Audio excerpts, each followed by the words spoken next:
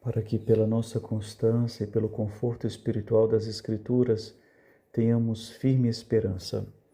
Meus irmãos, um bom domingo. Nós estamos no segundo domingo do Advento e nesse domingo a carta de São Paulo aos Romanos nos coloca diante deste eixo central da nossa vida. Nós temos uma firme esperança e essa nossa esperança ela se dá porque Cristo mantém as promessas de Deus. Ele não só faz justiça ao povo de Israel, que recebeu de Abraão aquela promessa, mas também alarga a promessa feita a Abraão de descendência a todos os homens, que toca até mesmo a nós. E para nos dar essa esperança, a palavra de Deus hoje nos apresenta dois personagens bem conhecidos neste tempo do Advento, o profeta Isaías e João Batista. O capítulo 11 do profeta Isaías, que nós escutamos hoje na primeira leitura, é esse poema de esperança. Imaginemos o profeta Isaías, já está idoso, aparentemente desiludido com a história, já viu muitas coisas, percebeu que muitas coisas não mudaram.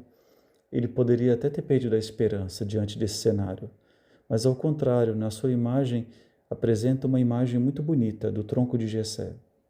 Sabemos que Jessé é o pai de Davi e usa então para falar dessa profecia de descendência a metáfora da árvore. Quando uma árvore é cortada, ela fica sem folhas e parece que tudo está acabado. Mas o tronco consegue tirar a força da sua raiz, comunicar uma seiva que faz despontar um novo broto. E esta é a imagem que o profeta hoje nos dá. O povo de Deus que está no exílio da Babilônia parece um tronco morto. Parece que a monarquia davídica não vai mais reinar. Parece que nós não teremos mais descendentes de Davi que reinarão sobre o povo de Israel. Parece que aquele galho morreu. Mas Deus faz despontar um germe de esperança. No versículo 2, o profeta vai dizer: sobre aquele caule seco repousará o Espírito do Senhor. Aqui a palavra Espírito em hebraico é Ruá, o sopro de Deus. Aquela mesma realidade que aparece no livro do Gênesis, onde Deus sopra sobre o homem, mas também aquele Espírito que pairava sobre as águas. É como se, com esse sopro de Deus naquele caule que aparentemente está morto, naquela história que aparentemente parece que está tudo perdido, Deus possibilita novamente o povo de retornar ao Éden, ao paraíso. A imagem desse novo paraíso aparece na cena dos animais pacíficos. O lobo com o cordeiro, o leopardo com o cabrito, o bezerro com o leão, a vaca com o urso, a criança brincando no buraco da cobra e nada lhe acontece. Aqui tem essa imagem de paz e de harmonia, é uma imagem do paraíso. Por isso, assim como o profeta Isaías, nós somos chamados hoje, mesmo que a gente pode parecer e tentar a dizer, já vi de tudo, nada vai mudar, mas através dessa metáfora nós queremos renovar nossa esperança, que Deus sempre refaz a escolha do seu povo. Deus sempre recoloca novamente diante do seu povo uma promessa e novamente Deus conduz o seu povo àquele paraíso. Depois, a segunda imagem que nós queremos usar hoje é a da figura de João Batista, aquele que deve preparar Israel para ter uma vida reta, para ter uma justa devoção a Deus. E existe uma grande diferença da figura de João Batista no Evangelho de Mateus e de Lucas.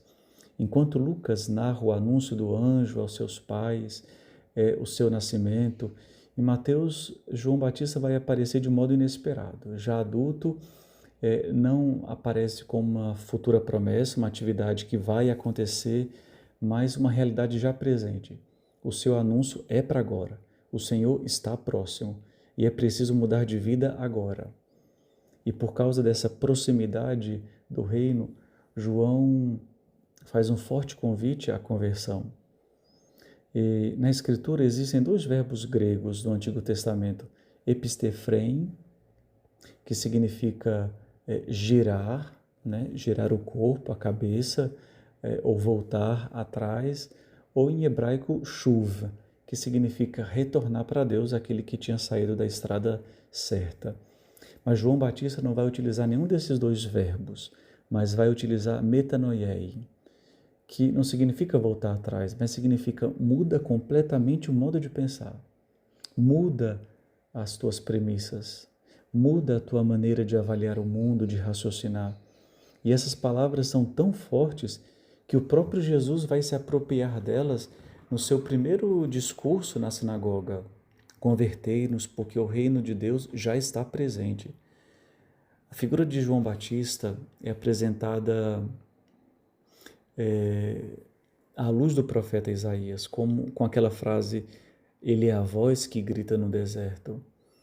Essa é uma frase que está no segundo Isaías, onde o profeta está no meio dos deportados na Babilônia. E ele se coloca no meio do povo, não para desanimá-los com uma condenação, mas para ser um arauto de uma notícia extraordinária. O Senhor nos libertará. Inicialmente, o povo não acreditou nessa promessa, mas ao mesmo tempo, o povo que estava ali no exílio já tinha chegado a uma conclusão. Nós estamos no exílio não porque Deus nos puniu, mas por causa dos nossos próprios pecados. Foram os nossos pecados que nos conduziram a essa situação. Por isso é necessário um novo modo de vida, uma nova escolha. E é como se João Batista nos chamasse, olha, chegou o momento de fazer uma escolha. E a própria vida dele manifesta essa escolha que rompe. João Batista era filho de Zacarias, um sacerdote. Ele deveria estar no templo, mas ele escolhe viver afastado do templo, daquela estrutura sacerdotal. Ele poderia estar em Jerusalém, mas ele escolhe o Jordão, que é aquela religião limítrofe entre a terra pagã e a terra prometida. E essa posição de João Batista, além do local geográfico, indica um local teológico. O Senhor quer nos propor um novo êxodo. Ele nos quer tirar novamente da escravidão, para nos portar naquela terra prometida. É preciso atravessar o Jordão. É preciso fazer de novo a experiência que o Senhor havia feito com o povo no Antigo Testamento. E aqui é interessante de novo olhar para a figura do deserto, porque é um lugar privilegiado. O deserto reina o silêncio. Nós não somos mais conduzidos por vozes externas, mas nós vivemos por causa de um recolhimento interior. É dali que brota as nossas escolhas e os nossos discernimentos. No deserto, a vida fica reduzida ao essencial. Não se pode ter um peso excessivo, porque não podemos carregar isso no deserto. O deserto não é um lugar que alguém faz sua morada, mas o deserto é um lugar de passagem, é o lugar de fazer um caminho para uma meta.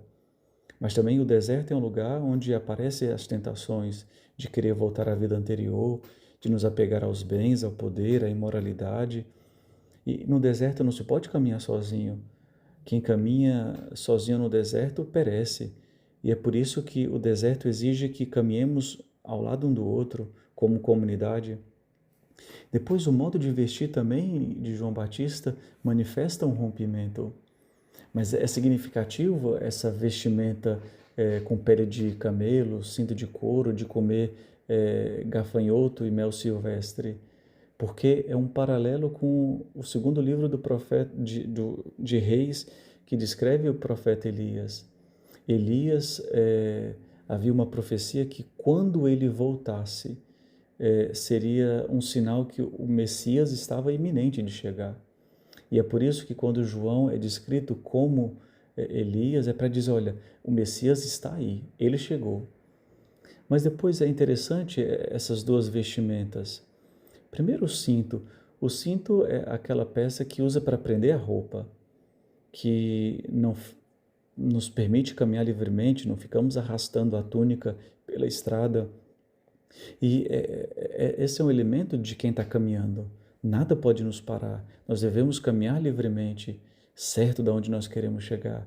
Mas depois a roupa de pele também nos remete ao livro do Gênesis, onde Adão e Eva, depois que pecam, procuram se vestir com folhas da figueira para esconderem a própria nudez. Mas o próprio esforço de Adão e Eva não é capaz de dá-los aquela condição de honra de filho de Deus. E é por isso que recebem de um modo antecipatório uma roupa feita de couro por Deus.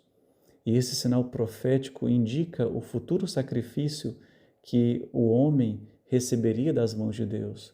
Realmente Deus vai imolar Cristo, seu Filho, o Cordeiro imolado, e com a pele desse Cordeiro imolado, nós seremos revestidos no nosso batismo para cobrir a nossa nudez, para sermos filhos de Deus.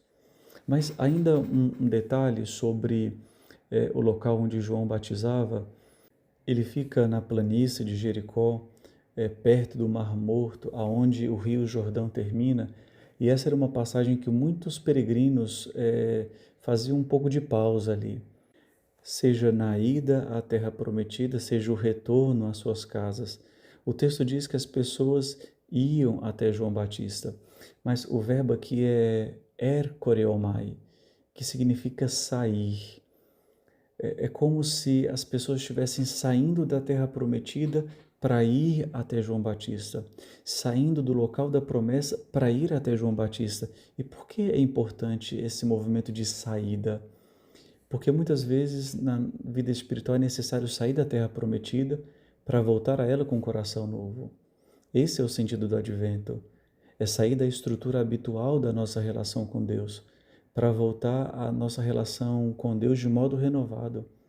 Não podemos nos acostumar à vida espiritual sem nos perguntarmos se é esse o caminho que Deus espera de nós. Devemos colocar em questão como estamos rezando, como estamos participando dos sacramentos, como estamos vivendo o nosso apostolado, porque é necessário sair para voltar à Terra Prometida com um coração novo. Mas, por fim, eu gostaria de chamar a atenção sobre a força que João Batista hoje chama os fariseus e os saduceus de raça de víboras. É uma expressão forte de víboras, porque as víboras são aquelas que produzem um veneno mortal. E aqui é interessante porque as obras desses dois grupos, então, são venenos mortais. Ou seja, os fariseus que insistiam na observância estrita da lei, os saduceus que rogavam para si um favor especial pelo simples fato de pertencer ao grupo dos judeus. E João vai desmascarar essas seguranças ilusórias. E no versículo 9 ele vai dizer: não penseis que basta dizer Abraão é nosso pai. Deus pode fazer nascer filhos dessas pedras. E é interessante porque aqui tem um jogo de palavras. A palavra pedras em hebraico significa abanima, enquanto filho significa banima. Ou seja, a única diferença entre pedras e filhos é a letra A. E aqui é forte porque Deus pode fazer participar da sua promessa aqueles que não tinham esse privilégio. Deus tem essa capacidade. E com isso o profeta João Batista nos faz uma exortação. Não podemos nos iludir com os privilégios que temos, nem com o nosso batismo, nem com o fato de sermos católicos, nem pelo fato de irmos à missa todo domingo, porque no final das contas, não são os privilégios que nos dão o paraíso, mas são os frutos da nossa conversão que são acolhidos por Deus. É essa conversão que aplaca a ira de Deus. E é por isso, irmãos, que neste tempo do Advento nós somos chamados a produzir frutos e a oferecer a Jesus na manjedoura aquele fruto doce junto com os presentes dos magos. Esse é um grande símbolo da nossa gratidão, mas também do arrependimento de tantos pecados que temos cometido.